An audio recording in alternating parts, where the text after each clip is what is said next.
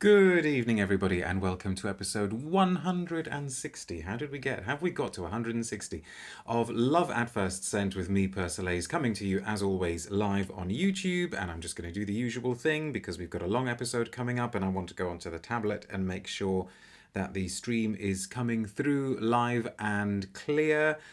Loud and clear, rather. I saw that there was a comment. Who's got the first comment today? Audrey saying, hello from the West Midlands. Well, hello right back to the West Midlands. And Angela says, hi, Persolaise and everyone from a very wet, grey Leeds. Don't worry, the south coast of England is pretty wet and grey today as well. And, okay, I can see you're all chatting to each other.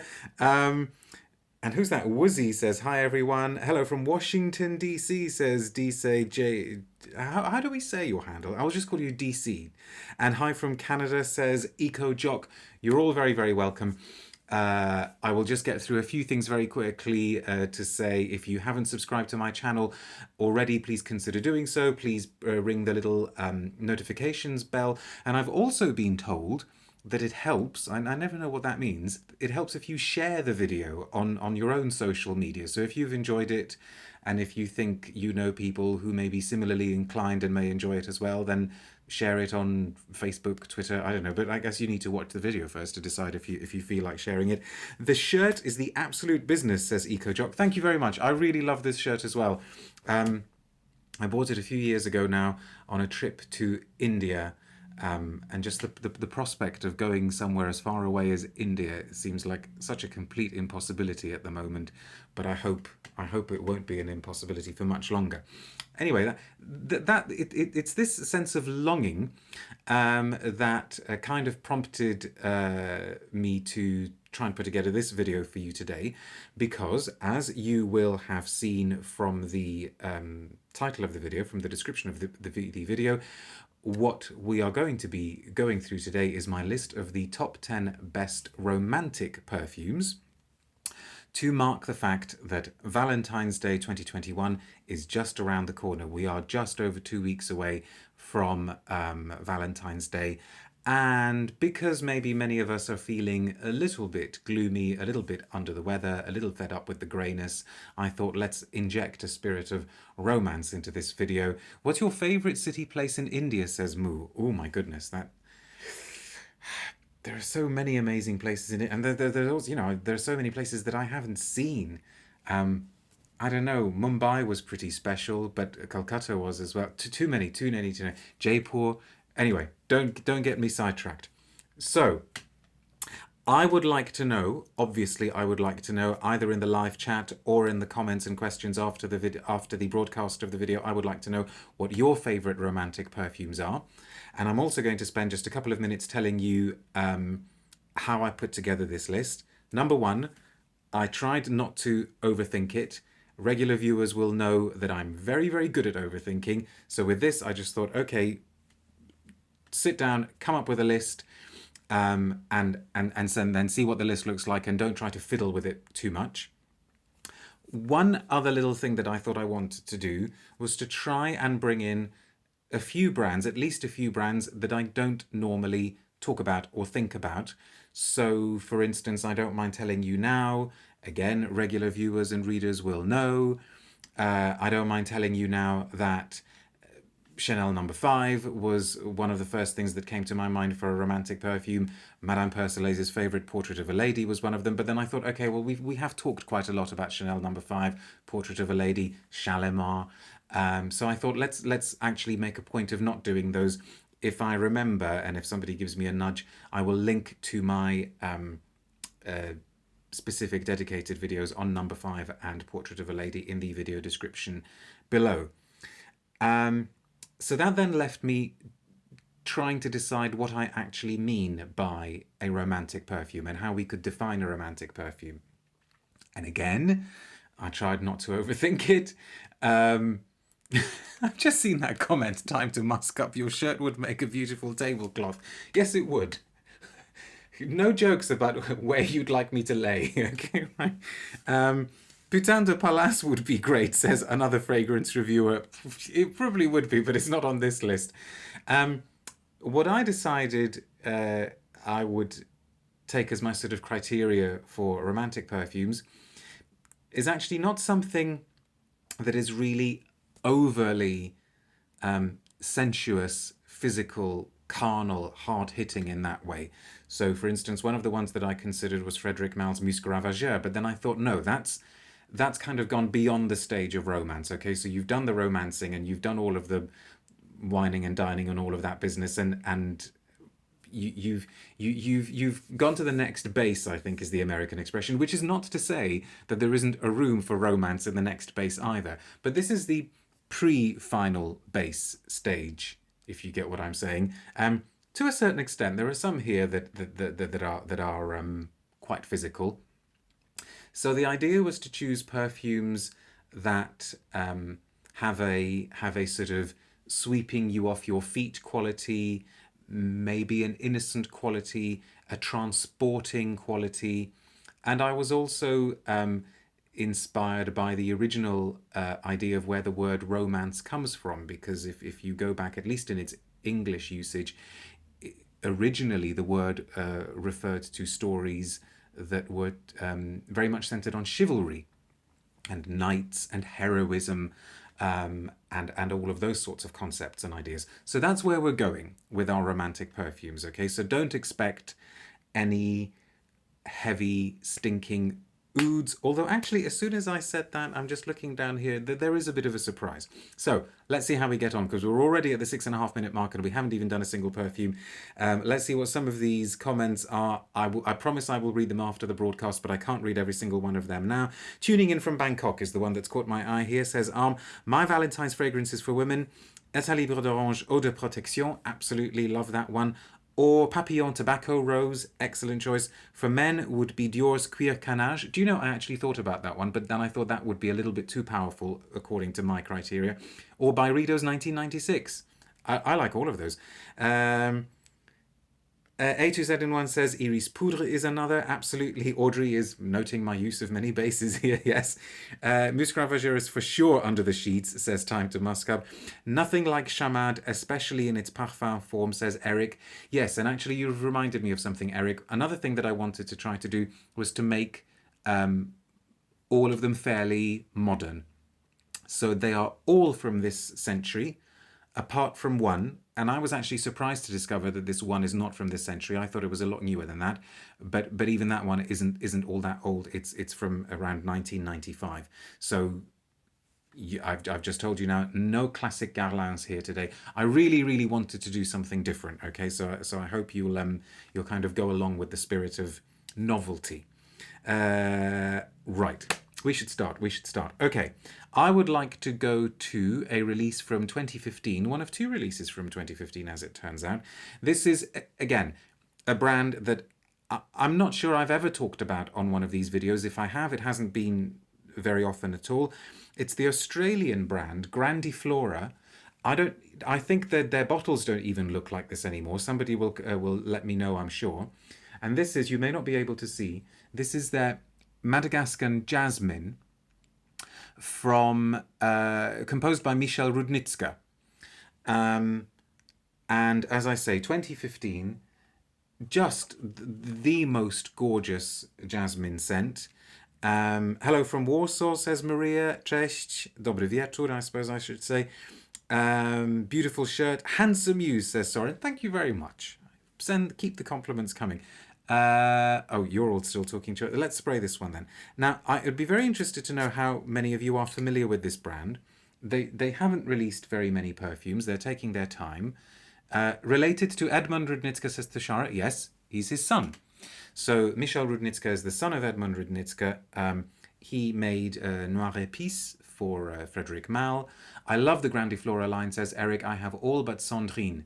Oh, the Sandrine, you mean the Magnolia. Oh, it's just heart-stopping. If you can try to get a few drops of that. Anyway.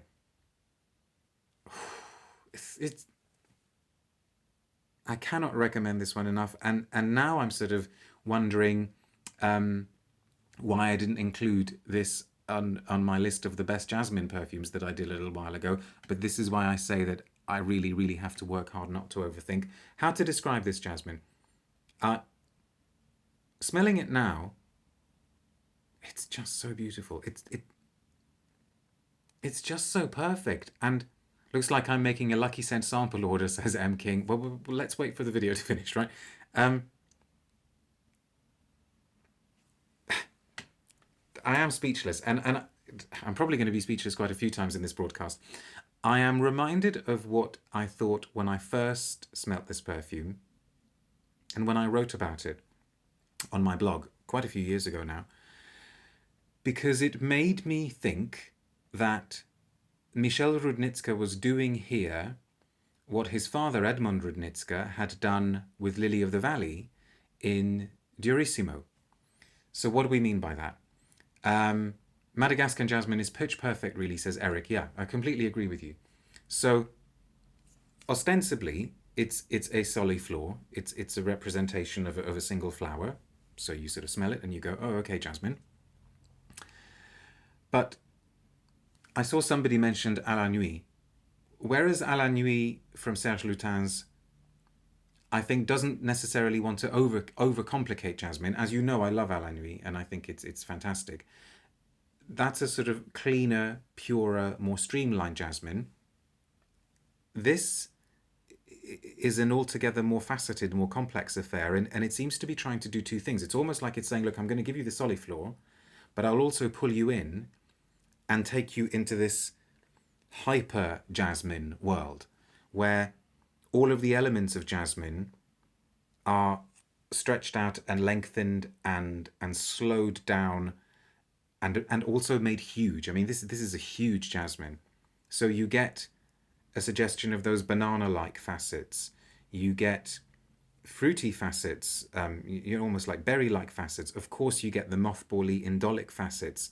You get very strong green notes. You get also interestingly a kind of burnt feeling, which is probably what struck Antoine Maisondieu when he was trying to link jasmine with tobacco for Es un livre d'orange in Jasmine Cigarette, and you sort of smell. Some jasmines have that tobacco feel to them, don't they? And I'm going to probably keep saying it. It's just so romantic. It really does sweep you off your feet. I'm going to be saying that throughout this broadcast. And it also smells very, very clean. Just on this side of chaste. So whereas some jasmines like to play the carnal card, justifiably so, because of course jasmine is quite heady and intoxicating and indolic, this I think pulls back just a little bit, which is why I wanted to add it to this list. I could just smell this all evening. So beautiful. What are some of you saying? All love from UAE, says My Way AMS. Where in the UAE are you? Let me know. Don't forget, I grew up in Sharjah and Dubai, so maybe if you tell me where you are, I might recognize the place. Ashfaq says, sounds like it has ylang ylang and probably osmanthus in it. I wouldn't be at all surprised. Jonathan, has anyone sampled Jasmine Antique by Rouge yet? No, I haven't. And here's a list of romantic perfumes from Kazizi. L'Odyssée pour Femme, Chanel Allure Sensuelle, yeah, Amouage Honor Woman.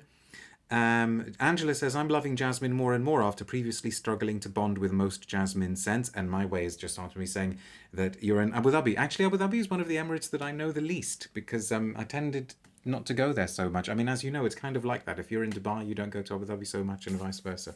Okay, what's next? Next, I went for this idea of, as I was saying a few minutes ago, romance being linked to knights and chivalry. And of course, as many of you will be aware, the English word chivalry comes from French chevalier, knight, horses taking you places, being swept off your feet, riding a horse with the wind blowing through your hair, etc., etc., etc. And so I went to this from 2016.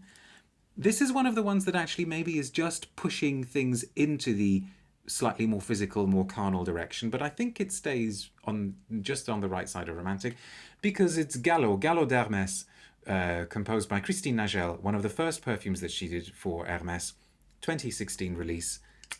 so beautiful and not, I think, all that well known yet in the Hermes catalogue. Maybe because it's sold as something a little bit more exclusive.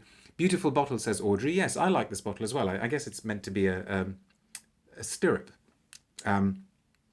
New Look 1947, I think, is beautiful from Time to Musk Up. Oh, as in the Dior. Where should we pop this? Let's pop that here. Now, this is one of these scents that, in terms of its structure, is quite easy to describe because it's as I love the fact that the bottle almost mirrors the structure because it's got two strands to it. There's a leather and there's a rose, and that's kind of it. Except, of course, when you're dealing with a great perfume, that's never just kind of it because there is so much more to it. The leather is just the most luxurious, suave, smooth, velvety, suede quality. And I think Christine Nagel herself has said that she was inspired to make this after discovering or being introduced to a very, very special form of leather at Hermes. And the rose has got a jamminess to it. How does it compare to Rose and Cuir from Frederic Malle? Well, that one plays a lot with vetiver, doesn't it? That one goes into really quite a vetiver, whereas this is much more suede-like, and I think this is more sophisticated, smoother, softer, calmer. So this is a gentle gallop on a horse. Eric says, Galop gorgeous. Speaking of leather, says Ashfaq, got some Cheval d'Arabie from Sultan Pasha at Tars recently. Leather lovers rejoice. Oh, I don't know that one. Is it close to Kelly Kalesh by Hermes, says Olfactive Stories? I would say no, but I would need to remind myself of Kelly Kalesh because that one I think is a tangier leather from memory. But I could be wrong. Why do some roses smell fruity and some earthy, says 87 Linseed? Because it just depends on how the perfumer has handled them. So this one is definitely more on the fruitier side, the pinkier side, the softer, more innocent side. Kelly Kalesh is much sweeter, says Mercedes. Okay, thank you very much. Another thing that you may notice as we go through this list is that I've kind of compiled the list so that half of it is maybe tending a little bit more to the masculine side and half of it is tending a bit more to the feminine side. But I'm not going to say which is which. I'll leave you to work that out because you will know, regular viewers will know, that we're not too bothered here about gender distinctions and gender categorizations. We need to get on because it's almost 20 minutes and I've only done 2. So second on the list of the best romantic perfumes is Christine Nagel's Galop d'Hermes for Hermes, of course. What have we got here? Now, let's go to 2012 for something in a very special bottle because, look, this has actually been autographed for me by the Perfumer, which is why this is a very, very precious bottle. The colour of the juice has changed a lot. This is the signature of Monsieur Bertrand Duchaufour because this is his Seville A L'Aube from l'Artisan Parfumeur. The L'Artisan bottles don't look like this anymore, of course, but I am pretty sure that this perfume, Seville, is still in the lineup. Seville Dawn is what that name translates as. This came out in, let me look at my list, this came out in 2012. And for those of you who don't know this perfume, number one, you're missing out. You really do need to check it out. One of the best from L'Artisan. Let's pop that there, shall we? I'm just trying to see whether anybody's going to talk about this one. Now, this is beautiful scent, says M. King. Absolutely. This is ostensibly an orange blossom. And I remember somebody at the time when it came out smelling it and saying that they thought it was the best orange blossom that they had ever smelt. I would absolutely certainly agree that it's right up there amongst the best orange blossoms ever. Eric says, so far I have all 3 on your list. That's amazing. Such a sensuous orange blossom. Yes, can you do a blotter update after, please, says Audrey. Do you really want me to? What Audrey's referring to there, for people who don't know, is that because we mustn't judge perfumes on first impressions, a few hours after the initial broadcast, I go back into the video description and I give a little update on how the blotters have been doing. So you know what I need to do? Just in case, the perfumes that I'm spraying today are all very distinctive, so I'm not likely to confuse them, but I'll start labeling the blotters, and I will do my best to do a blotter update just for you, Audrey. So, beautiful scent with an amazing story behind it, says Hector. Absolutely. I prefer Fleur d'Oranger, says Ashfaq. Fair enough. Trusty Pencil, says Audrey. Yes, absolutely. So, this is, okay, ostensibly an orange blossom, but this isn't a soliflor. This is a perfume with a very, very rich beginning, middle, and end, a very richly worked out complex story, beautiful use of musks in the base, an incense note running through it, really, really great sweet citrusy opening. And okay, power of suggestion. The name immediately makes us not just of Spain, but also of the dawn.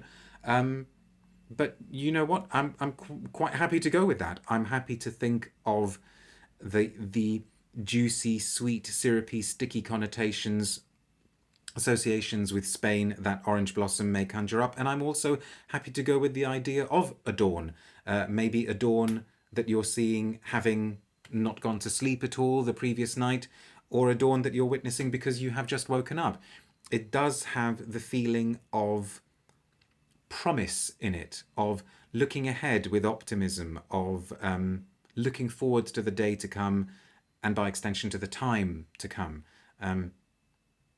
Really, really gorgeous scent. And actually that incense note is coming out really strongly at the moment on paper. I don't wear it enough, actually. I should wear it more often. And I was very, very pleased that Monsieur Duchaufour autographed it for me. Ashfaq says, I hope you're going to review the new Serge Lutins as soon as you receive it, please. I haven't even got the sample, Ashfaq. Hang on. Don't take us off the subject. So that's the third one. And for fourth on my list of the top 10 best romantic perfumes, actually, this is the oldest one. This one is, I think, from 1995. Some sources on the internet claim that it's actually 1998, 1999. So I think we can safely say that it's from the mid to late 90s. And it was composed by Mr. Mark Buxton for Comme des Garcons. And it is Comme des Garcons White. I think, I don't know of any person who knows this perfume and doesn't love it. But not very many people seem to know it. So what I'm trying to say is that if you know it, you seem to love it. Let's spray some on now. Again, another one that I don't wear enough. I now always associate this with Japan, for the simple reason that I took it with me on my so far one and only trip to Japan a few years ago. And you know how it is. If you wear a perfume in a particular place long enough, or for a certain occasion, you associate it with that place. I don't know this one, says Jonathan. Now, before including it in this list, I made sure that it is still on the Comme des Garcons website perfume lineup, because I wanted to make sure that all of the perfumes are still available, or fairly easily available. I didn't want to do anything discontinued. This is it's just so delightful, so tender. Now this one, if you had to pick out a single note to say, what is this? It's cinnamon. A fairly rare example of cinnamon. I'm just looking at my screen now because it's just started doing something really weird with your comments, but never mind, we'll go with it. Don't you start messing us up now, YouTube. Eric says, I feel the same way, I don't wear it enough. Oh, is this still about the L'Artisan? And Eric is saying 4 out of 4. Wow, that is quite something. I love the milky fruity tang with that woody incense base. Fantastic, thank you. You have taken all the words out of my mouth, because it's cinnamon woody, which means that it's sweet woody, but yes, it's got that milkiness that you may associate with cinnamon, because you might associate it with desserts. And absolutely, incense in there as well. I mean, you've said it all, a fruity tang, but it's just done in such a gentle, as I say, delicate, tender, romantic way. I know somebody whose partner, I think, wore it for years, and he always loves associating it with the smell of his partner. Such a beautiful piece of work, really, really beautiful piece of work. And that cinnamon note is just so astonishingly spot on, and yet never spills over into areas that are too gourmand, if you see what I mean. So, cinnamon, like in 1 Million and Invictus, no. No. Ashfaq says, they can create a lot of trouble in a crammed perfume shelf. Oh, you mean the pebble bottles? Yes, absolutely. You're right. They are a little bit annoying, but I don't mind. That's one of many Comme des Garcons fragrances I've never smelled, says Arm. And Olfactory Odyssey says, and hi Persolaise, tuning in from cold Minnesota. You're very, very welcome. Your videos are keeping me warm indeed. Good. Right, so now that we've done 4, for numbers 5 and number 6, I'm actually going to do something a little bit different, because I would like to bring in 2 perfumes that are for the house. So room perfumes, because of course a perfume doesn't have to be just something that you wear. Parfum d'ambiance, as they say in French. Because romance could also be, especially this year with Valentine's Day, could be about staying in, eating in, dining in. And I'm already planning the menu that I'm going to be cooking for Madame Persolaise, because that's our tradition that I cook the meal. And maybe you may want to burn a candle to go with the meal. Actually, one of the ones that I'm going to show you now is definitely not good with meal territory, but I'd like to show you this. Somebody's saying, do you think Comme des Garcons are strong enough to do a top 10? Well, we'll see. This is a candle from Acqua Di Parma. As you can see, I've had little trouble burning it, but I don't want you to hold that against them, okay? I think that may be my fault, so I'm going to try and sort out the tunneling with some foil. This is called Oh, l'amore. And yeah, really, really obvious link there with love and with Valentine's Day, and I thought, why not? Now, what does this smell of? I chose this one because this is actually the sort of more obviously, overtly romantic smell, because it's sugary, ambery, candy-like, sweet, rosy. And even though I may not be able to take smells like that in perfumes because it's difficult to do them without being too sickly, I don't mind them in candles, and especially in this candle, because the level of projection has been quite finely tuned so that this never does become too sickly. It perfumes the room with at just the right pitch. So you get that sweetness, you get that pinkness, you get the sort of candy floss covered rose notes, but you never ever want to blow the candle out. You never just sort of think, oh my goodness, this is just way too much. And that's quite a trick to achieve, a technical trick. Anyone else's stream buffering, says Rich Mitch. Oh, YouTube, don't stop messing us around now, because we've done almost half an hour now. Are people having issues with the stream? Christina's saying yes. It keeps lagging, says Audrey. Right, I have no idea what we do about that, except maybe just carry on. Although I can see that some of the comments are just sort of not coming through very, very clearly. Perhaps what we should do is maybe we will call this part 1, as we've got to the half an hour mark, and I will stop and let YouTube settle down, and we'll come back and do another half an hour and call it part 2. Okay, so see you in a bit.